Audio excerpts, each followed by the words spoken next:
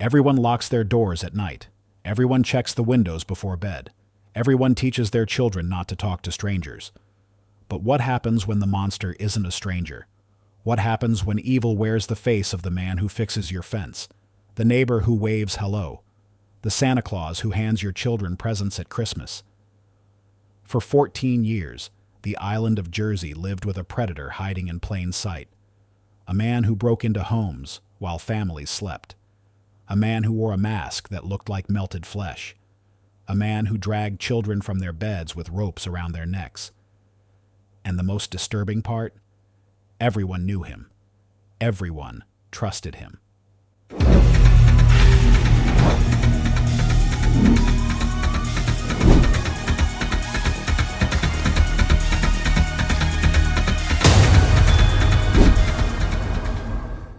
Edward Paynell, the Beast of Jersey, was one of the most calculated predators in British criminal history. A man who built his life on trust while destroying the lives of more than 13 victims. A man whose secret room contained items so disturbing that even seasoned detectives struggled to comprehend what they found. This case will make you question everything you think you know about safety, about community, and about the people living right next door. The island of Jersey sits in the English Channel, closer to France than to England, a small piece of British territory with rugged coastlines, rolling farmlands, and tight-knit villages where everyone knows everyone. The island stretches only 9 miles by 5 miles, a tiny territory where news travels fast and strangers are noticed immediately. In the 1950s and 1960s, Jersey was the kind of place where neighbors left their doors unlocked, where children played outside until dark without supervision, where trust wasn't questioned because crime was almost non-existent. The island had been through World War II, had survived 5 years of German occupation from 1940 to 1945, and had emerged with a community bond that felt unbreakable. People looked out for each other. Families had lived there for generations. The collective trauma of occupation had strengthened rather than weakened their sense of unity. The population was small, around 60,000 people spread across farming communities and coastal towns. Most families made their living through agriculture, fishing, or tourism. The island economy was stable, but modest. People knew their place in society and generally stayed within established social boundaries. Police resources were limited because they weren't needed. The island had a small constabulary, maybe 24 officers responsible for the entire territory. Serious crime was rare. The most common offenses were petty theft, occasional bar fights, or public drunkenness after the pubs closed. Violent crime, especially against women and children, was virtually unheard of. Most officers went their entire careers without investigating a single rape or serious assault. The island operated on a system of mutual trust and social accountability. If someone stepped out of line, everyone knew about it within hours. The social pressure to conform was tremendous. People attended the same churches, shopped at the same stores, sent their children to the same schools. Privacy existed only within the walls of your home, and even then, neighbors talked. This social fabric created a false sense of security that would later prove catastrophic. The very closeness that made Jersey feel safe would also make it nearly impossible to believe that one of their own could be responsible for the terror that was about to unfold. The idea that a predator could operate among them for over a decade seemed absurd, yet that impossibility became reality. Before Edward Paynell became the Beast of Jersey, he was born in 1925 into an upper-class British family with comfortable means and social standing. His early years were marked by the kind of privilege that should have set him on a stable path.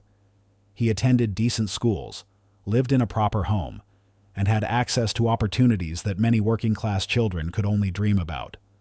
His childhood appeared normal by all outward measures. He grew up during a time of tremendous social upheaval. The Great Depression had devastated economies across Europe.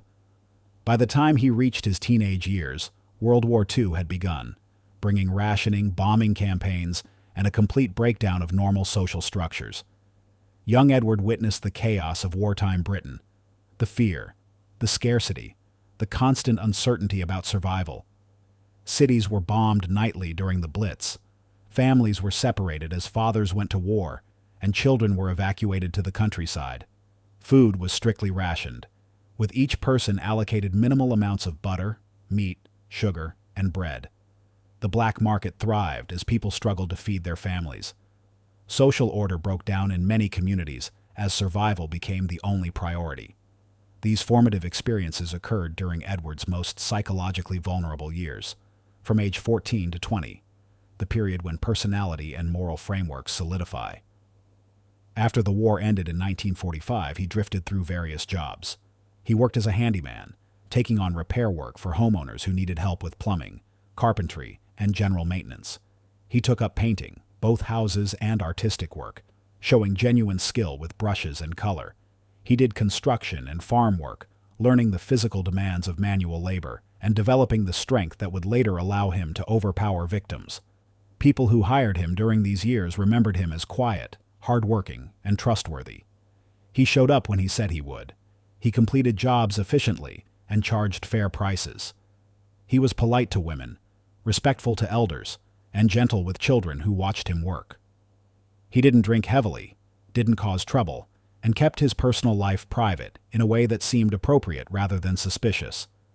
He was, by all accounts, exactly the kind of employee and community member that people valued. Eventually, he made his way to Jersey, seeking the stability and community connection that had been shattered by years of war. The island welcomed him the way it welcomed all hard-working people willing to contribute to society. He integrated smoothly into local life, taking on odd jobs throughout the farming communities, building relationships with families who hired him repeatedly, establishing himself as a helpful member of society. Nobody had reason to doubt his intentions. He was just another hard-working man trying to make a life for himself on a peaceful island, one of hundreds of mainlanders who had relocated seeking a slower pace of life. In Jersey, Edward Paynell met and married Joan, a well-respected woman who ran La Preference, a foster home for children who had nowhere else to go. Joan came from a good Jersey family with deep roots in the community. She had dedicated her life to helping vulnerable children, taking in those who had been abandoned, abused, or orphaned, giving them a stable home until permanent placements could be found. She was known throughout the island as a compassionate caregiver, someone who saw the value in every child regardless of their background or behavior problems. The local government trusted her completely, regularly placing difficult cases in her care because they knew she would provide structure, discipline, and genuine affection. By marrying Joan, Edward instantly gained access to a level of trust and respectability that would have taken years to build otherwise. He became a stepfather to Joan's children from her previous marriage and helped care for the rotating population of foster children who passed through their home. The house was always full of young people, mostly troubled boys and girls between the ages of 8 and 16, who needed guidance and stability. Edward took on the role of father figure, teaching them practical skills, helping with homework, enforcing household rules, and providing the male presence that many of them had never experienced.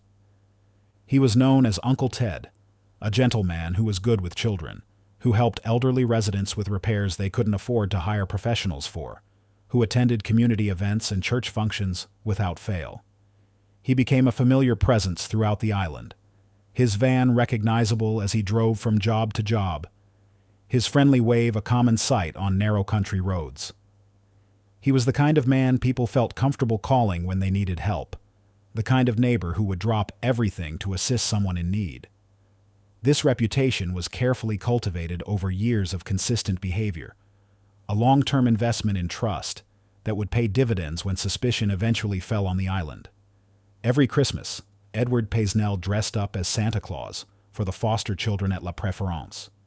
He would put on the red suit, the white beard, the jolly demeanor, and hand out presents to children who had experienced trauma and abandonment.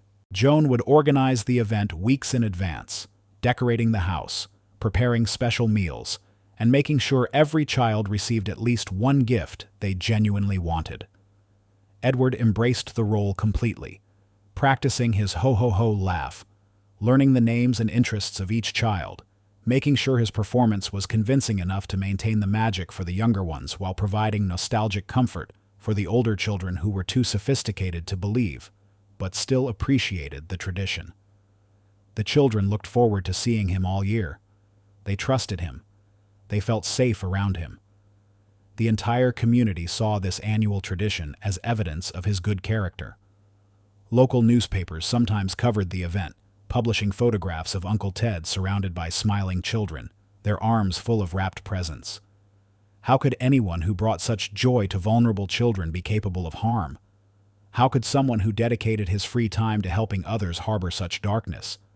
This public image became his perfect disguise. He wasn't just accepted by the community. He was celebrated as an example of kindness and generosity.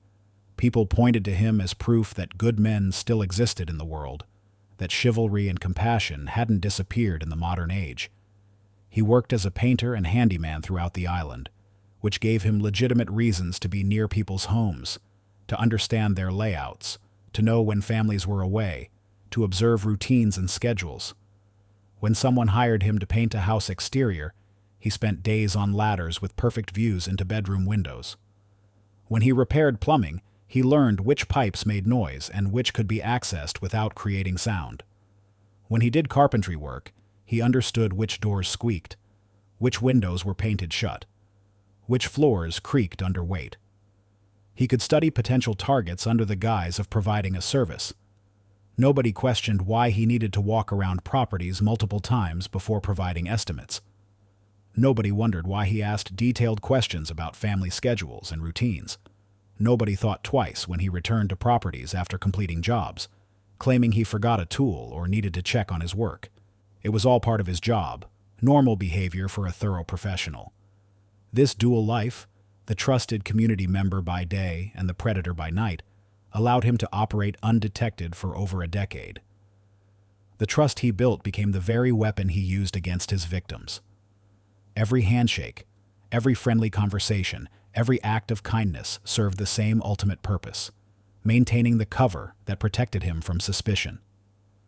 He understood that people see what they expect to see, and he gave them exactly what they expected.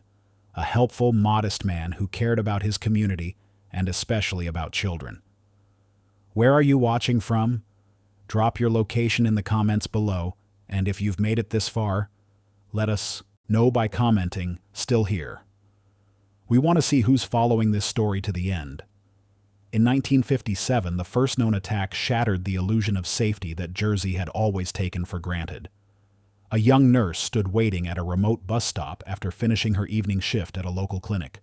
She was 23 years old, recently graduated from nursing school, dedicated to her work helping sick and elderly patients throughout the rural areas of the island. The roads were dark, lit only by scattered streetlights and the pale glow of the moon. The bus was late, which wasn't unusual on Jersey, where schedules were treated more as suggestions than commitments. She heard footsteps approaching from behind, but didn't think much of it. Jersey was safe. People walked at night without fear. The island had one of the lowest crime rates in all of Britain. Before she could turn around, a rope was thrown around her neck. She described the sensation later as sudden pressure. Rough fiber against her skin, tightening before she could draw breath to scream. She was pulled backward with tremendous force, her feet lifting off the ground as she was dragged off the road into an adjacent field. The attack was brutal, calculated, and terrifyingly efficient. Her attacker knew exactly what he was doing. The rope was positioned to control without completely cutting off air, allowing him to maintain compliance through fear and partial strangulation, rather than rendering her unconscious. He dragged her approximately 50 yards into the darkness, far enough that passing cars wouldn't see anything even if someone drove by. The assault itself lasted less than 10 minutes, but felt like hours to the victim. Her attacker spoke very little, giving only short commands in a quiet, controlled voice. When it was over, he simply walked away into the darkness, leaving the young woman traumatized, disoriented, and struggling to understand what had just happened. She lay in the field for several minutes, afraid he might return, before finally gathering the courage to run to the nearest house for help. The homeowner called the police immediately and tried to comfort her while they waited, but she remained in shock, shaking violently and unable to form complete sentences. She reported the assault to police, describing her attacker as strong, methodical, and wearing clothing that felt strange to the touch when she had struggled against him. The fabric wasn't normal cotton or wool. It felt rough, almost like canvas or treated fabric that had been waterproofed or stiffened. His voice had an Irish accent, and he spoke very few words during the attack, suggesting he was deliberately minimizing anything that might help identify him later. She couldn't describe his face because the attack happened from behind, and the darkness prevented her from getting a clear look even when he was on top of her. The police had almost nothing to work with. No witnesses, no physical evidence left at the scene. That could be processed with 1950s forensic technology. No clear motive. The victim had no enemies, no spurned lovers, no reason anyone would target her specifically. Attacks like this didn't happen on Jersey. The small constabulary had maybe 2 officers with any training in investigating sexual assault, and even their experience was limited to a handful of cases involving domestic situations or incidents between people who knew each other. Random stranger attacks simply didn't occur on the island. Detectives struggled to even categorize what they were dealing with. Was this an isolated incident? A crime of opportunity by someone passing through? Or the beginning of something far worse? The victim's description was too vague to create any kind of useful suspect profile. Height, build, age, all estimates made in darkness under extreme stress, therefore unreliable. The case went cold almost immediately, filed away as an unsolved assault that everyone hoped was a one-time occurrence. The second known victim of Edward Paisnell fell prey to his escalating pattern of nocturnal attacks between 1957 and 1959. Like his first victim, she was an unsuspecting young woman walking alone along a quiet, isolated area of Jersey late at night. Paisnell approached her wearing his makeshift mask and used ropes to restrain her, demonstrating the same methodical cruelty seen in his initial assault. He took her to a secluded location, where he sexually assaulted her before releasing her, leaving her traumatized and fearful. This attack confirmed a chilling pattern. Paisnell targeted women in moments of vulnerability, using both disguise and cunning to avoid detection while instilling terror in the local community. A third woman was attacked in late 1958 under nearly identical circumstances, then a fourth in early 1959. The pattern was becoming undeniable. Women walking alone at night, targeted on dark roads or isolated paths. A rope thrown around the neck from behind. Victims dragged into fields or wooded areas where the attacker had privacy and time. Assaults conducted with cold efficiency. No unnecessary violence beyond what was required to maintain control. Each victim described the same strange clothing, the same controlled demeanor, the same methodical approach.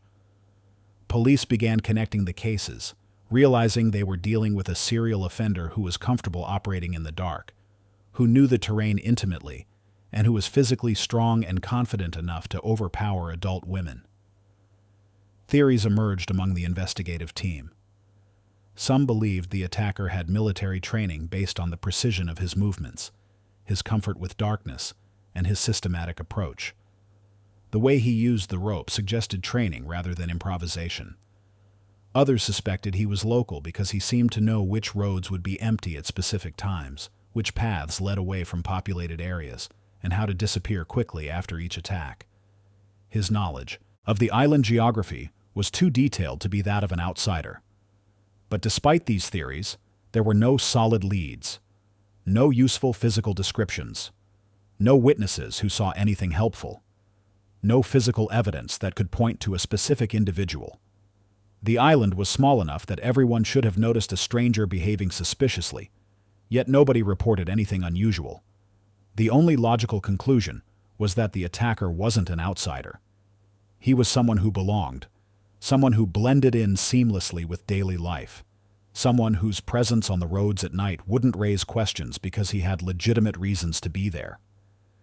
Fear began to spread through the island, but it was a quiet, unspoken fear.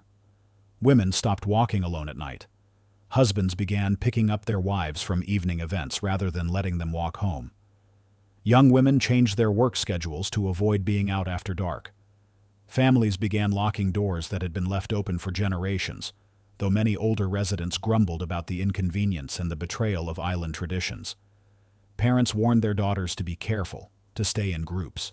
to avoid isolated areas, though these warnings were delivered quietly, almost shamefully, because admitting vulnerability felt like admitting defeat. But life continued mostly as normal because Jersey was still safe, or at least that's what people wanted to believe. The attacks were troubling, but they were still rare enough that most people assumed they would never be targeted personally. The false sense of security that had protected the island for so long now worked against the investigation. People didn't want to believe that one of their own could be responsible for such violence.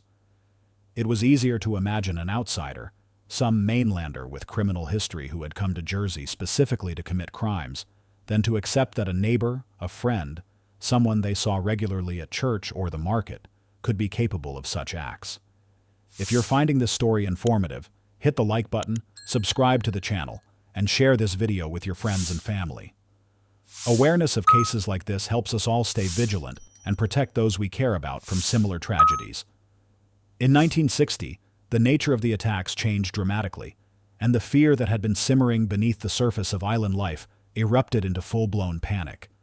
The predator stopped targeting women on the streets and began invading homes, crossing a boundary that made every family feel vulnerable. The first known home invasion attributed to Edward Paynell occurred in 1960.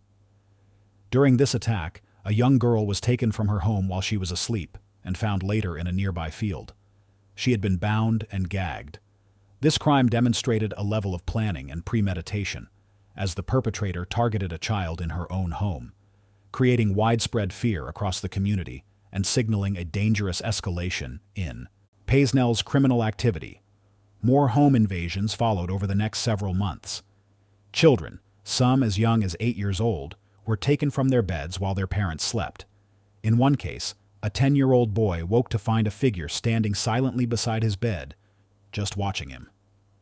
The boy described feeling paralyzed with fear, unable to move or scream, as the figure reached out and placed a hand over his mouth. The boy was carried outside, bound with ropes, and assaulted in a nearby storage shed before being returned to his bed. His parents didn't discover what had happened until the following morning, when the boy finally found the courage to tell his mother.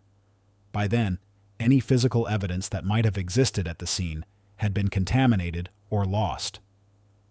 The attacks showed a pattern regarding timing and conditions. The predator only struck on bright moonlit nights when visibility was better, suggesting he needed some light to navigate, but preferred not to use flashlights that might draw attention. He operated between 10 p.m. and 3 a.m., the window when most people were in their deepest sleep cycle and least likely to wake from subtle noises. He targeted homes in rural areas where neighbors were too far away to hear screams, and where escape routes through fields and woods provided multiple options for disappearing quickly. In early 1961, Edward Paynell committed another home invasion that would shock the island of Jersey. A young girl was taken from her home during the night. When discovered by authorities, she was found in a nearby field, bound and gagged. The case immediately drew the attention of the local community and law enforcement, as it became clear that this was not a random act of violence. Police realized they were dealing with someone far more dangerous and sophisticated than they had initially believed. This was a predator who invested significant time and effort into selecting targets. He likely scouted homes during the day, possibly under the guise of legitimate work. He understood family routines, knew when houses would be most vulnerable, and had developed a system that allowed him to attack and escape without being caught. The level of planning involved suggested above-average intelligence and remarkable patience. This wasn't impulsive violence driven by sudden rage or opportunity. This was calculated predation carried out with the precision of someone executing a carefully designed plan. The attacks continued through 1961, 1962, and into 1963, with children becoming the almost exclusive targets. Boys as young as 8, girls between 9 and 14. The descriptions from victims began to align in disturbing and specific ways. They described a mask that looked like deformed or melted skin, something grotesque that seemed designed to terrify as much as to conceal identity. Some victims said it looked like a face that had been in a fire, with features warped and unnatural. They mentioned odd gloves, possibly leather or treated fabric, that felt rough when he touched them. They described strong hands and a controlled, almost clinical approach to the assaults. There was no rage, no emotion, just cold efficiency as he went about his business. Some victims recalled waking to find him standing silently beside their beds, just watching, before he made his move. The psychological terror of that moment, the realization that someone had been in your room without you knowing, watching you sleep, haunted victims for the rest of their lives. Several children reported that he would stand there for what felt like minutes, just staring, before finally reaching out. This suggested he derived some kind of satisfaction from the fear itself, from knowing his victims were aware and terrified before he even touched them. He occasionally used what victims described as a cloth with a strong chemical smell, pressing it over their faces until they felt dizzy and compliant. This was likely chloroform or ether, substances that were readily available for legitimate purposes in the 1960s, but could be weaponized by someone who understood their effects. The use of chemical restraints showed sophistication and planning. He came prepared with multiple tools for controlling victims: ropes, gags, chemicals, and psychological terror through his grotesque mask. The island's sense of safety completely collapsed during this period. Parents installed locks on windows and doors for the first time in their lives. Hardware stores reported running out of deadbolts and window latches as families rushed to secure their homes. Children were no longer allowed to sleep with windows open during summer nights, even though homes lacked air conditioning and the heat could be oppressive. Families developed complicated systems of checking on each other throughout the night. Some parents set up chairs in hallways outside children's bedrooms, taking turns staying awake to maintain watch. Others moved their children's beds into their own rooms, sacrificing privacy and comfort for safety. Some families installed bells on windows and doors, simple alarm systems that would ring if someone tried to open them. The community lived in a state of hypervigilance that was exhausting and unsustainable. Parents couldn't maintain the level of alertness required indefinitely. People still needed to sleep, still needed to work the following day, still needed to maintain some semblance of normal life. Yet the attacks continued. The predator seemed to adapt to every precaution. When families installed better locks, he found other ways in. When people stayed awake on patrol, he simply waited until exhaustion forced them to sleep. When some families started keeping dogs that would bark at intruders, he attacked homes without dogs. He was always one step ahead, always adapting, always patient enough to wait for the perfect opportunity. Investigators brought in specialists from Scotland Yard and other mainland agencies to analyze the attack patterns and develop profiles of the offender. Criminologists studied the victimology, trying to understand what connected the targets. Was he selecting victims based on appearance, age, location, or family structure? Psychologists developed profiles suggesting the offender was likely intelligent, socially functional, and possibly held a position of trust in the community. Someone who could move freely without drawing suspicion. Someone whose presence near homes and families wouldn't be questioned. Someone who understood child psychology well enough to terrorize victims into silence. The fact that he attacked exclusively on bright moonlit nights was significant. Most criminals prefer complete darkness for concealment, but this offender needed enough light to navigate terrain, find specific houses, and execute his attacks without using flashlights that might draw attention. This suggested confidence in his ability to avoid detection even when partially visible. He knew the island well enough to navigate by moonlight alone, using landmarks and natural features rather than roads and streetlights. His operational window reflected sophisticated understanding of human sleep patterns. Most people enter their deepest sleep between midnight and 3 a.m., making them less likely to wake from subtle noises or disturbances. By starting at 10 p.m., he gave himself time to scout, wait for lights to go out, and ensure families had settled for the night. By finishing before 3 a.m., he avoided the increased risk of early morning risers or shift workers who might be on the roads. Every detail revealed a calculating mind that understood human behavior and used that knowledge to exploit vulnerabilities. This wasn't someone acting on impulse or driven by uncontrollable urges. This was someone who had studied his targets, planned his approach, prepared his tools, and executed his attacks with the precision of someone following a detailed plan. The level of control and organization suggested someone who was living an apparently normal life during the day, Someone disciplined enough to maintain two completely separate identities without allowing them to merge or interfere with each other. One of the most tragic consequences of the investigation was the wrongful targeting of Alphonse Legostelois, an eccentric fisherman who lived alone in a small cottage on the eastern coast of the island. Alphonse was 62 years old, never married, and made his living catching lobster and crab from his small boat. He kept to himself, rarely attending social events, and had a reputation for being odd. He talked to himself while working, wore the same clothes for weeks at a time, and occasionally shouted at seagulls that tried to steal his catch. In a community that valued conformity and social participation, Alphonse was an outsider simply because he didn't fit the mold. Police were under tremendous pressure to make an arrest. The attacks had been ongoing for years. Families were terrified.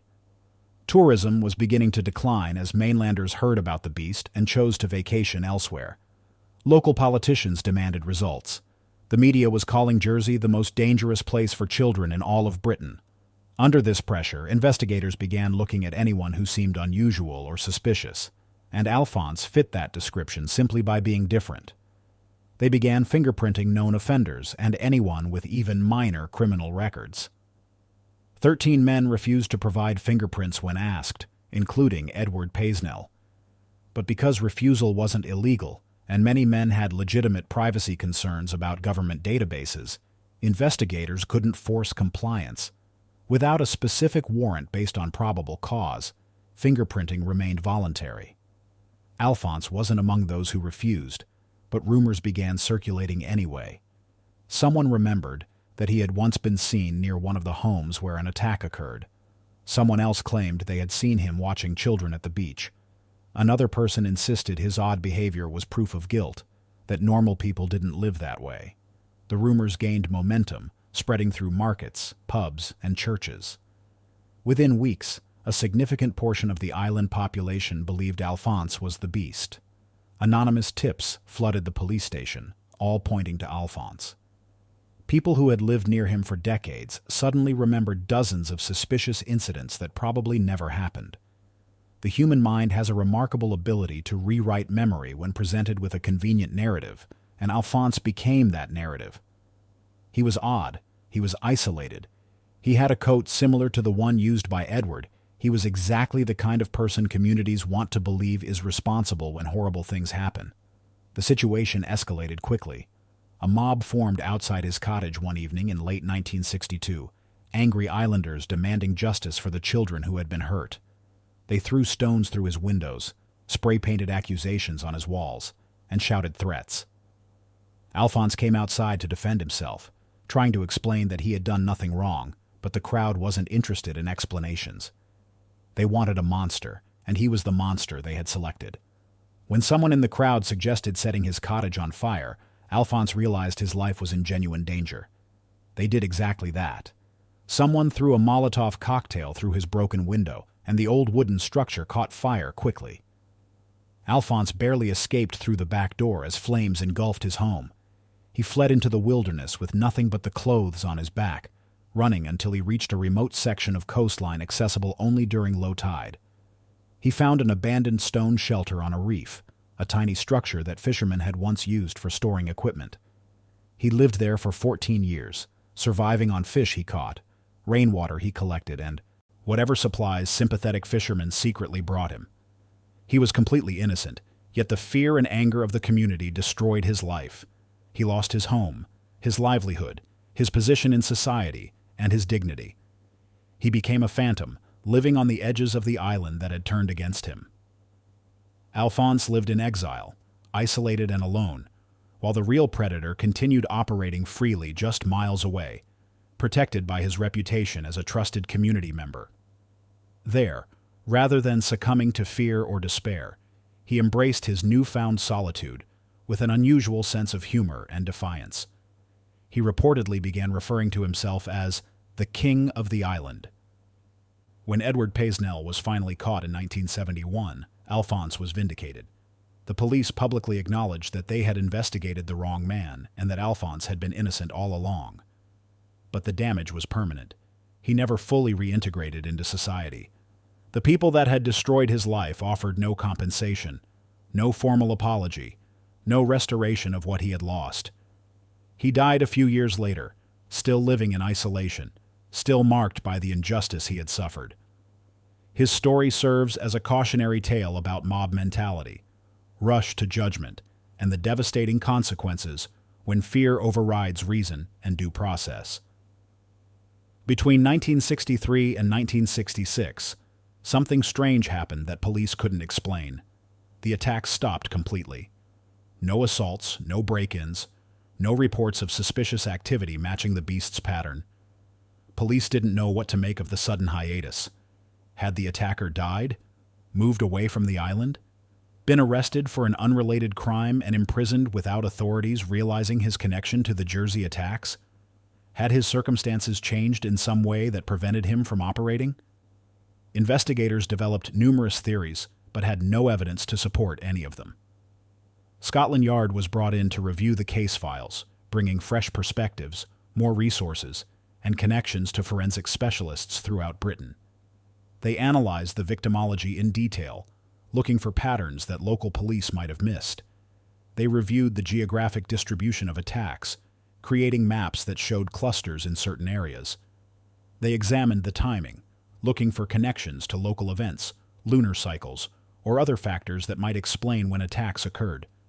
They developed psychological profiles based on the behavior exhibited during attacks, suggesting the offender was likely someone with a family, a steady job, and deep roots in the community. But despite all this analysis, they couldn't explain why the attacks had suddenly stopped. Some investigators theorized that the offender might be someone whose circumstances had changed dramatically. Perhaps someone who had been hospitalized for an extended period. Perhaps someone whose family situation had shifted in a way that prevented him from operating freely at night. Perhaps someone who had gone abroad for work. The hiatus itself became another data point in the overall pattern, another puzzle piece that didn't quite fit with the others.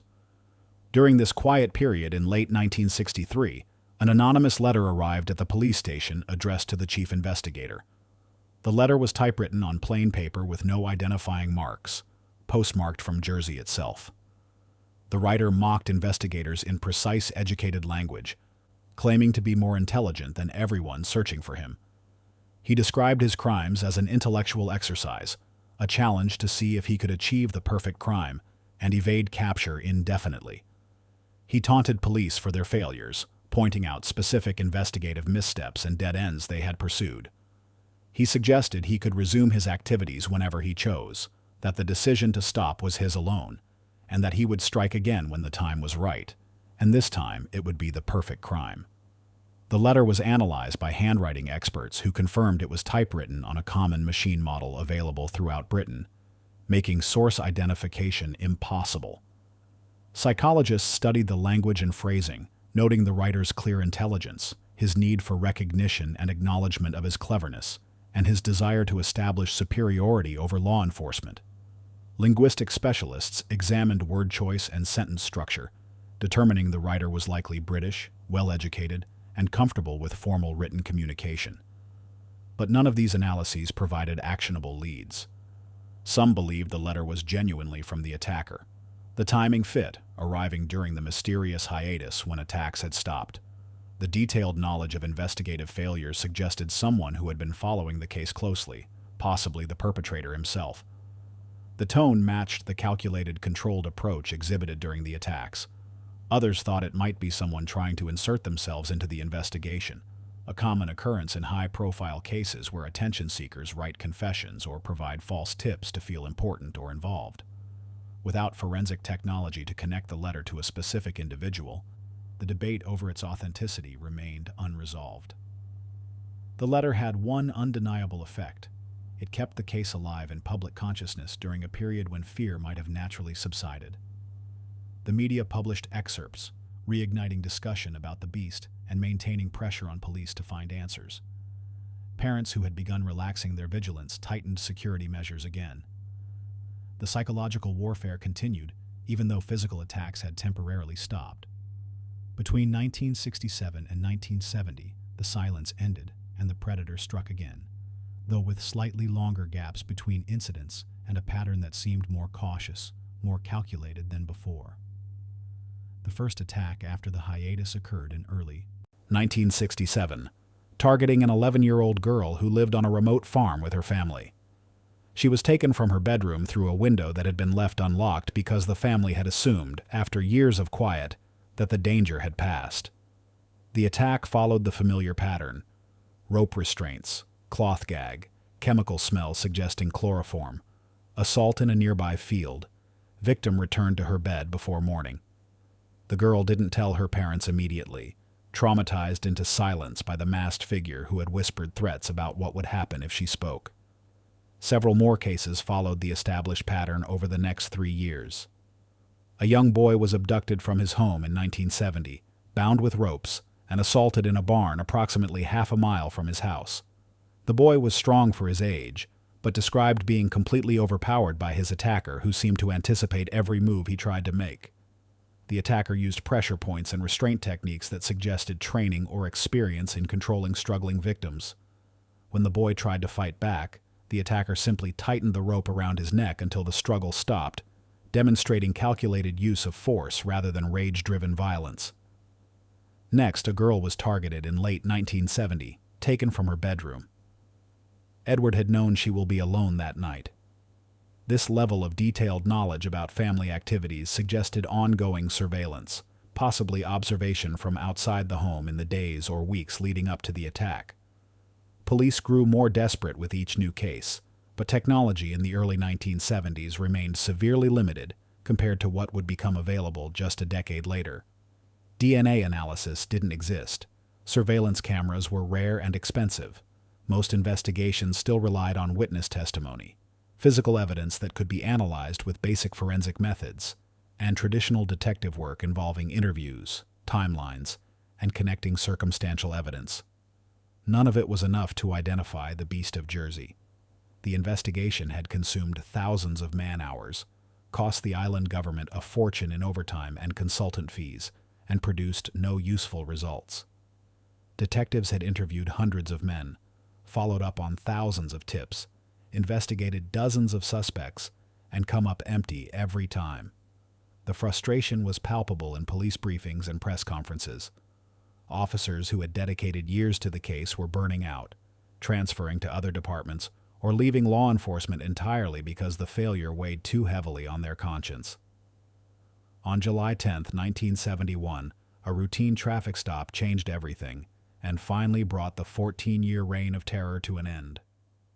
A police officer was on patrol near St. Helier, the island's main town, at approximately 2:30 in the morning. Traffic was light, as it always was at that hour, with only occasional vehicles on the roads. He noticed a car approaching from the opposite direction at high speed, well above the posted limit. As the car passed through an intersection, it ran a red light without slowing, a clear violation that required response. The officer activated his lights and siren, executing a U-turn to pursue the vehicle. The driver saw the police lights and accelerated rather than pulling over, confirming that something was wrong. High-speed chases were virtually unheard of on Jersey's narrow roads, making this immediately unusual. The officer radioed for backup while maintaining pursuit, following the vehicle as it wove through residential streets, ran stop signs, and drove on the wrong side of the road to get around slower vehicles. The chase continued for approximately 8 minutes before the driver made a critical error, turning down a road that ended at a farm gate with no outlet. Realizing he was trapped, the driver abandoned the vehicle while it was still moving, leaping out and running across an open field. The car rolled forward and crashed into the gate, coming to rest against wooden posts. The officer on duty stopped his patrol car and pursued on foot, radioing his location and requesting immediate assistance. The suspect was fast and clearly knew the terrain, but he wasn't fast enough to escape. Additional officers arrived within minutes, establishing a perimeter around the field and using flashlights to sweep the area. Officers got out, handcuffed him, and began the standard arrest procedure for fleeing and attempting to evade police. They expected to find a common car thief, someone who had stolen the vehicle for a joyride and panicked when confronted by police. When officers searched the vehicle, they discovered items that made no sense in the context of a simple car theft. a grotesque rubber mask that looked like melted or deformed flesh, exactly matching descriptions from victims over the years, a black wig made from synthetic hair, multiple lengths of rope in various thicknesses, all cut to specific lengths, leather wristbands with nails driven through them, pointing inward, designed to cause pain if someone tried to remove them forcibly. Several pieces of clothing made from rough canvas and treated fabrics that had been sewn into a bizarre costume. Gloves that matched victim descriptions. A flashlight with red cellophane over the lens to reduce visibility. A small bottle containing liquid that would later be identified as chloroform. The officers realized immediately that they had caught something far more significant than a car thief. The items in the vehicle matched evidence and descriptions from the Beast of Jersey cases spanning 14 years. The mask alone was unmistakable, grotesque and disturbing, even to seasoned police officers who had seen their share of crime scenes. Additional units were called in to secure the scene and begin processing evidence. The suspect was transported to the police station and placed in a holding cell while investigators assembled to decide how to proceed. The man in custody was 46-year-old Edward Pesnell, a well-known and respected member of the community. He was Uncle Ted, the helpful handyman, the foster father, the man who played Santa Claus for vulnerable children every Christmas. Officers who had known him for years struggled to reconcile the friendly neighbor they recognized with the disturbing evidence found in his vehicle. Some initially refused to believe the connection, insisting there must be some mistake or alternative explanation. A search warrant was obtained for Pesnell's home within hours. Joan was present when police arrived, confused and defensive, insisting there must be some misunderstanding. She had no knowledge of the items in the car, she said. Her husband was a good man who helped people. There must be an explanation. But when investigators discovered a locked room in the house that Joan claimed she had never been allowed to enter, the truth became undeniable. The locked room was located in the basement, accessible only through a door that Pesnell had always kept bolted from the inside. He claimed it was his workshop and storage space, a private area where he kept tools and materials for his handyman business. Joan said she had respected his need for privacy and never questioned why the door was always locked. When police forced the door open, they found what could only be described as a shrine to darkness and ritualistic practice. A black magic altar dominated the center of the room, covered with occult symbols painted in what appeared to be blood or red paint.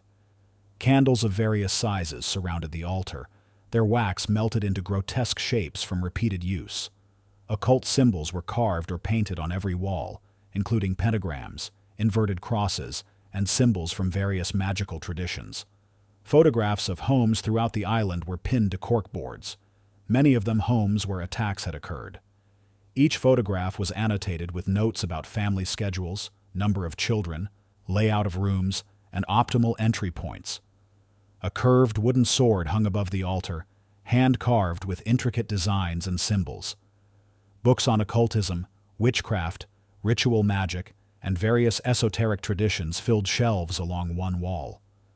Journals contained writings about power, control, and the belief that he was carrying out some kind of ritualistic mission ordained by dark forces.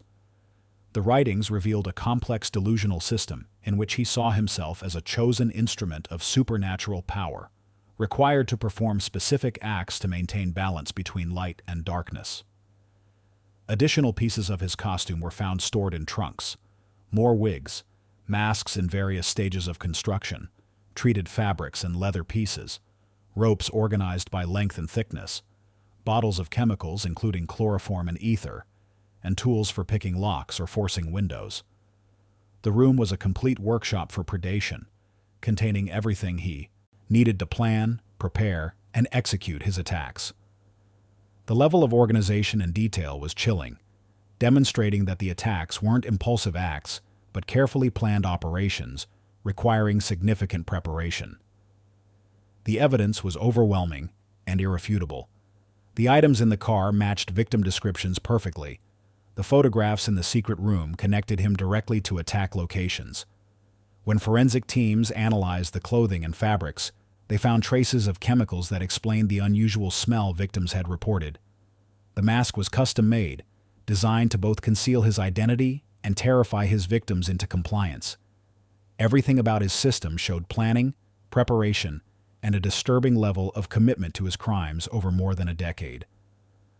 Police had finally caught the beast, and the island erupted in a mixture of relief, rage, and disbelief. Relief that the attacks would finally end, that children could sleep safely again. Rage at what he had done, and at how long he had evaded justice. Disbelief that someone so trusted, so integrated into community life, could have committed such acts. People who had hired him to work on their homes felt violated, realizing he had used their trust to scout potential targets. Parents who had welcomed him into their lives felt betrayed. Children who had sat on Santa Ted's lap at Christmas felt a deep, confusing sense of horror. The trial began in November 1971, and the courtroom was packed beyond capacity. Reporters from throughout Britain and even international media outlets attended, recognizing this as one of the most significant criminal cases in British history. The prosecution team spent weeks preparing their case, organizing evidence, coordinating victim testimony, and consulting with experts who could explain the psychological and forensic aspects. Edward Paisnell was charged with 13 counts covering rape, assault, and indecency with minors, though investigators believed the actual number of victims was likely higher. Many attacks had probably gone unreported due to shame, fear, or victims moving away from the island before coming forward. The prosecution presented overwhelming evidence that built day by day into an unassailable case. Victim testimony came first, with survivors bravely taking the stand to describe the attacks they had endured as children. Many of them were now young adults in their 20s or 30s, having carried the trauma for years. Their testimony was heartbreaking and powerful, painting a complete picture of the systematic terror Paisnell had inflicted. Each victim described identical elements: the rope around the neck, the grotesque mask, the chemical smell, the controlled demeanor, the threats whispered to ensure silence. Physical evidence followed victim testimony. The mask was presented to the jury, who visibly reacted to its disturbing appearance. The ropes, the costume pieces, the photographs from his secret room, all of it was cataloged and explained. Forensic experts testified about the chemical traces found on fabrics, the fingerprints recovered from crime scenes that matched Paisnell, and the timeline that connected his work schedule as a handyman to periods of surveillance before attacks. Expert witnesses in psychology explained the mindset of a serial predator, the ability to compartmentalize and maintain separate identities, and the ritualistic elements evident in his secret room. The prosecution demonstrated that every attack occurred on nights when Paisnell had no verifiable alibi. They showed how his handyman work gave him legitimate access to understand home layouts, family schedules, and security measures. They presented testimony from victims whose homes he had worked on in the months before their attacks, establishing clear patterns of surveillance and planning. They brought in handwriting experts who analyzed the anonymous letter from 1963, concluding with high probability that Paisnell had written it during the hiatus period.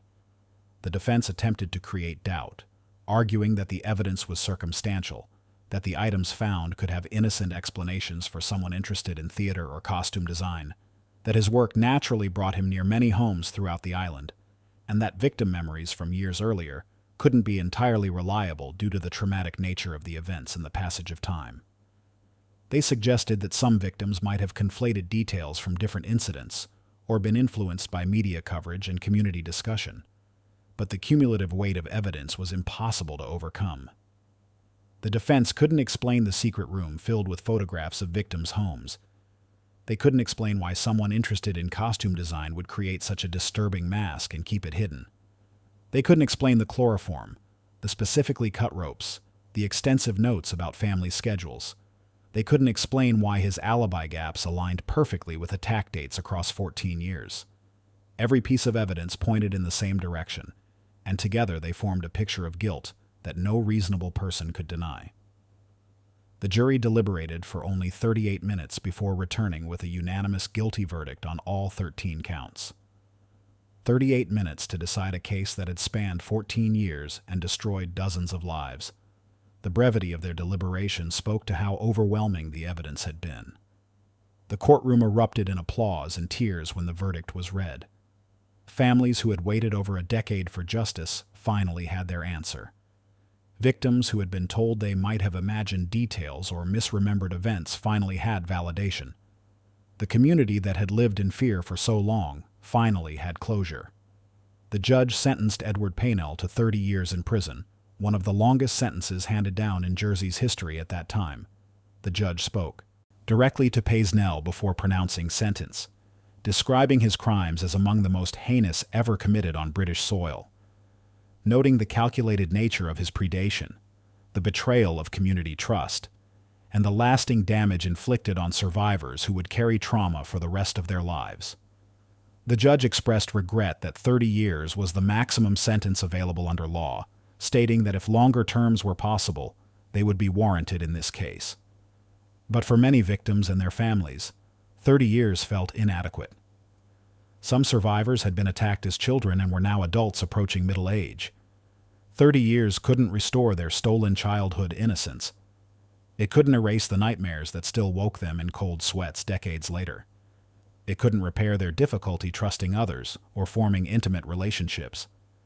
It couldn't compensate for the years of therapy, the struggles with depression and anxiety, the ways their lives had been fundamentally altered by what he had done to them.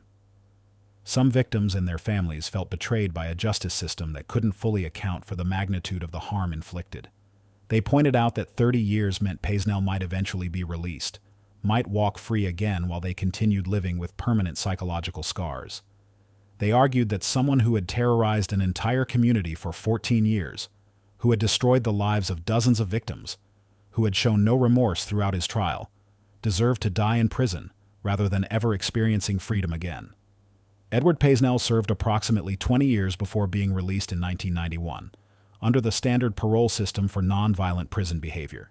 He had been a model prisoner throughout his incarceration, participating in educational programs, maintaining good behavior, avoiding conflicts with other inmates, and earning the early release that was standard policy in the British prison system for compliant inmates.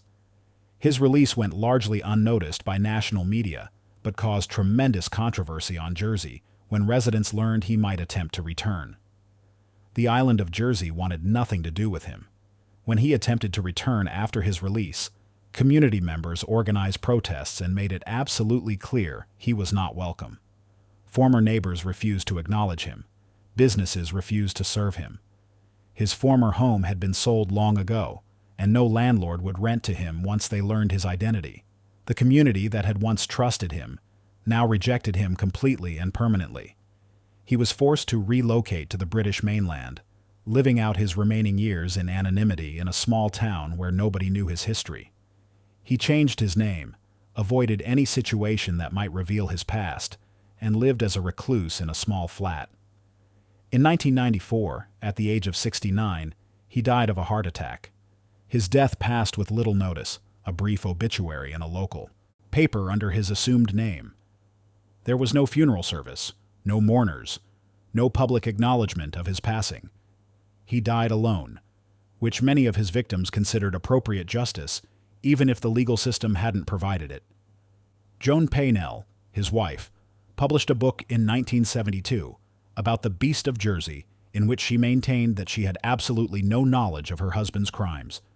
She claimed the locked room was his personal workshop and storage space that she respected and never entered, accepting his explanation that he needed private space for his work and hobbies.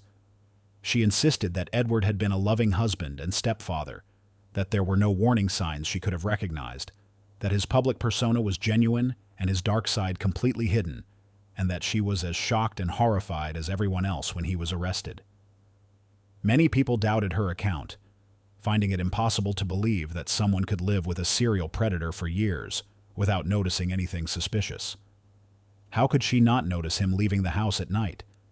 How could she not question why he kept a room locked that she wasn't allowed to enter? How could she not smell the chemicals on his clothes or notice rope burns on his hands?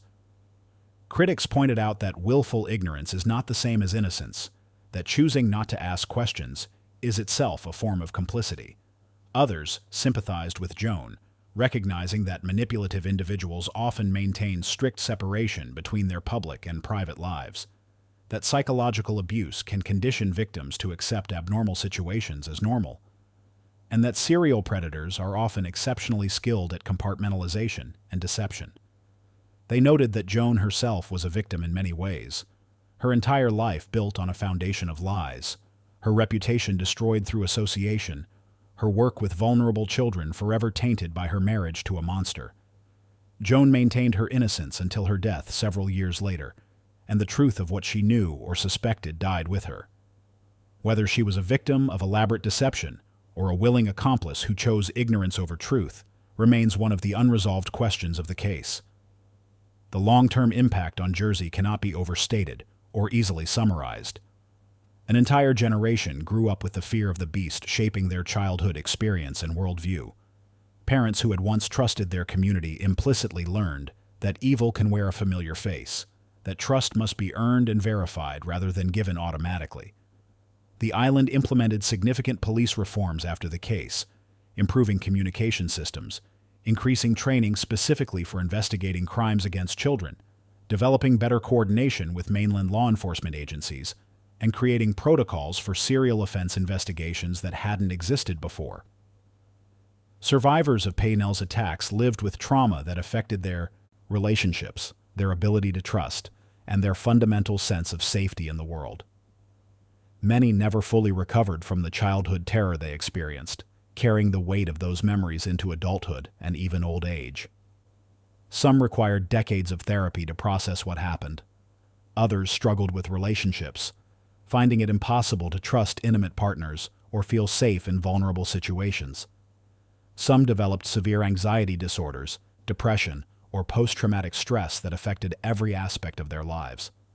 The ripple effects of Paynell's crimes extended far beyond the immediate victims to include family members, friends, and an entire community that lost its innocence. Which case should we investigate next? Drop your suggestions in the comments below.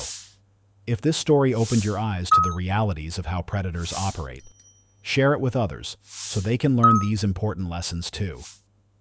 Understanding cases like this helps us all become better protectors of the vulnerable people in our communities.